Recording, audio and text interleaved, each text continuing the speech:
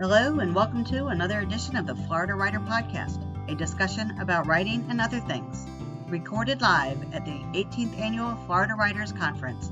I am your host, Allison Nissen. Today, I am lucky enough to have with me Jennifer Garrett. Jennifer, why don't you give me a 60-second elevator pitch about who you are and what you write? I am a young adult writer, a young adult fantasy fiction writer, and my background is a little different from most writers in that I'm trained in business. I have a finance degree and a master's in business administration. So I've come into writing from maybe a different perspective. I always wanted to write, but it kind of got put on the back burner. So after working in the business world for many, many, many years, I've come back around to what I really love, which is writing. So you started off as a business professional, That's and right. then you moved into YA. Why YA?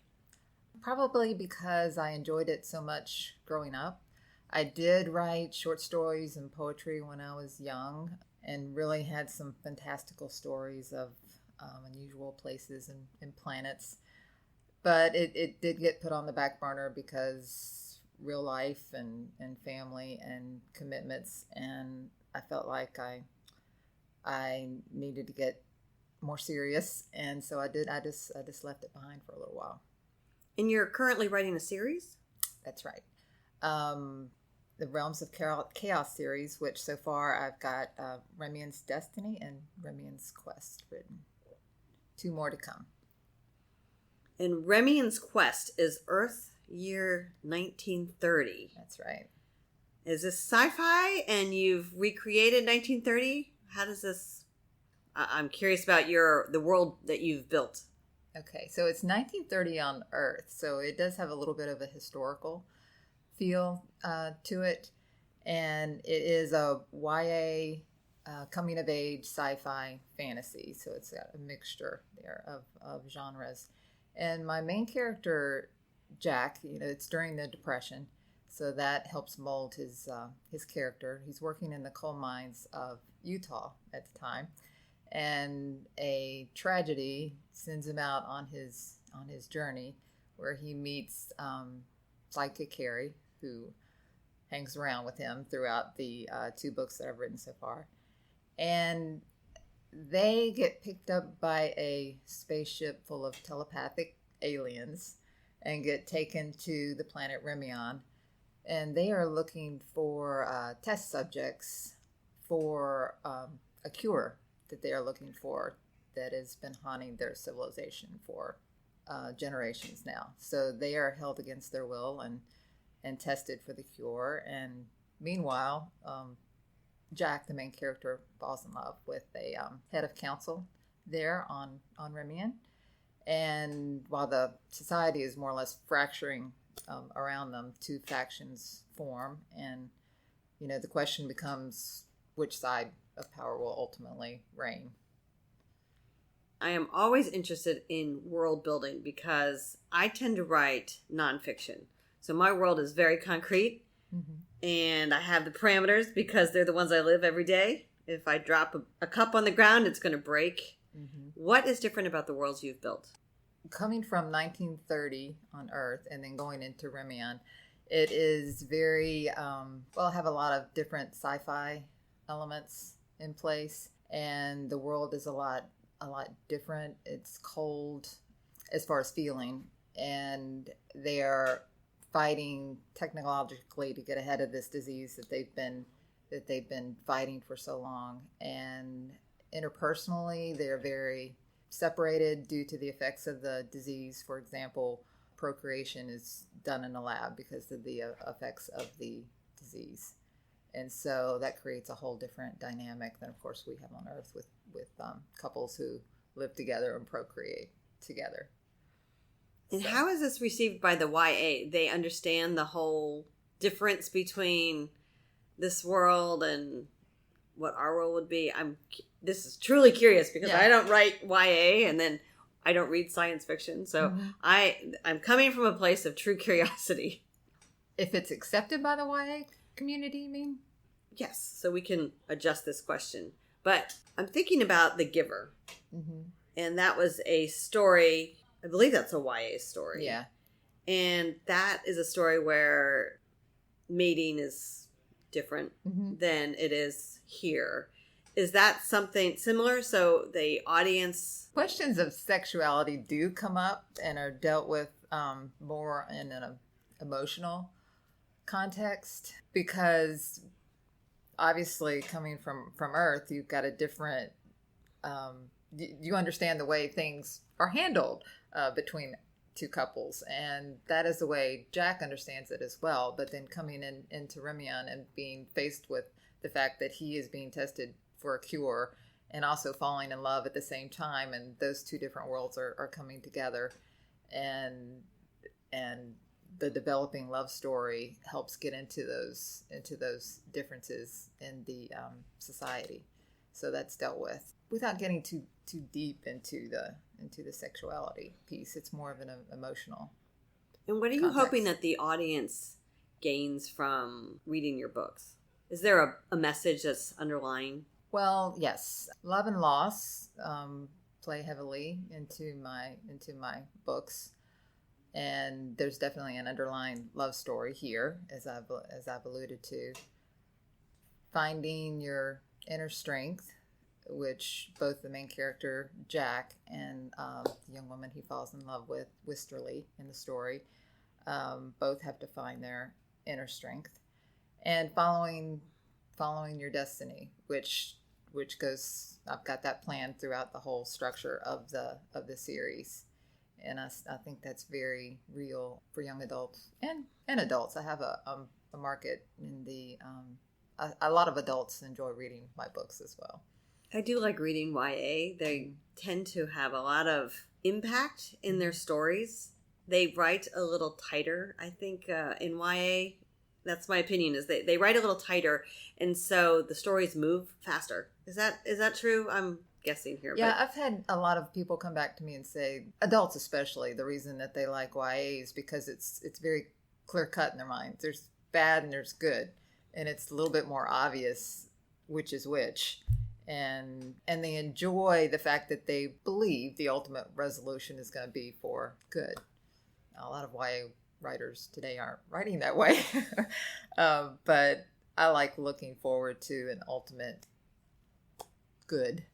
The ultimate good wins is my hope. Jennifer, what books have influenced you? From a very young age, I enjoyed the Little House books, and that was because my mother used to read to us as kids before we went to bed. So that was one of the books, the series, that I ultimately read to myself, after getting that read to us when we were little. So there's a little part of that in my writing from the historical aspect of my books. And The Hobbit was probably the next one that really influenced me a lot, and that was because it was my introduction into fantasy, and really loved the worlds that Tolkien created. And so I read that and reread that, and that was what kind of got me off on my writing journey. And the last set of books that really influenced me in my writing was the Earthsea series by Ursula Le Guin. And not that I hadn't been introduced to it before, but the emotion in her writing is so poignant. And when I would read through that series, it's just like I want to have that in my writing. I want other people to feel the way I feel when I read her work. So that's something that I strive for. What advice do you have for writers that are just beginning on their journey? I don't know that my journey is the one to mimic, but I would say to try to make time for what you love every day, even if it's 15 or 20 minutes, whether it's reading something you really want to read, an article, a book, or writing down notes of something you want to write. I put writing on the back burner for so long, until it just became something that I couldn't ignore.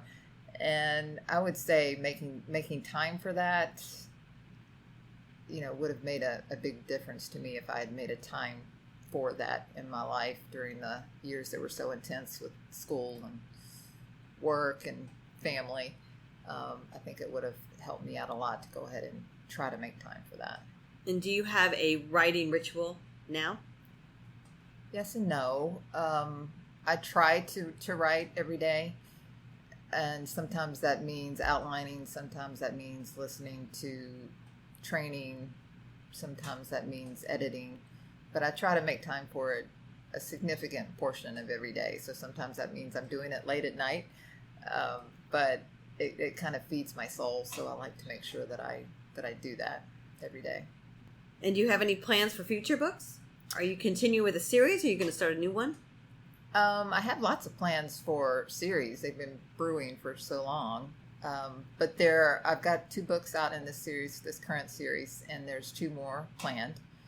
And so I'm excited about that. And I'm also excited about moving on to more writing that I have brewing around in my head. So, yeah. And the series that you're working on now, those next 2 books, are they already outlined? The third one is in the process of being edited right now, and that one will be coming out next year. So I'm outlining book 4 and editing book 3. So I know how it's all going to wrap up. So I'm feeling good about that, and I'm looking forward to another series that I'm working on. And you also use a pen name when you are writing, is that correct? Yes. I write my YA work under J.W. Garrett. Is that considered a pen name and you just use your initials? I have no idea. People tell me it is. But people do look for me under Jennifer Garrett. And I do have some smaller works out there under Jennifer Garrett. And I think, where are her books? So it's good for people to know that I do write YA under J.W. Garrett. Yeah. And they can find my actual books that way. So how might people be able to find you? Under my website, jwgarrett.com. You can sign up for a newsletter there. And also my publisher, BHC Press. Under that website there, you can click on me, J.W. Garrett, as an author there on their website, and then it takes you to my books there with them, Remeon's Destiny and Remeon's Quest. So it's under bhcpress.com. All right, Jennifer, are you ready to switch to our rapid fire questions? Yes, I guess so. What is your favorite thing to do with your friends? Mostly go out to eat, I guess is what I do with my friends, or go see movies. When you were a kid, what movie did you watch constantly? I didn't mean to, but Jaws was a movie I saw, and I really didn't like it, but it scared me a lot, and I ended up rewatching it. Jaws, yes, I have my dad, it came out, we had gone to Martha's Vineyard that year, and my dad was so freaked out he wore sneakers into the ocean. Yeah, it still bothers me today. And when you're not working, what are you doing? Kind of boring these days. Reading, watching Netflix, spending time with my family. That sounds like a perfect day. Perfect way to spend extra time. Yeah. Jennifer, I am so glad you've been able to stop by. Yes, and thank you so much for having me. This was a lot of fun. I am so glad you enjoyed it. This has been another edition of the Florida Writer Podcast. Allison out. J.W. Garrett has been writing in one form or another since she was a teenager.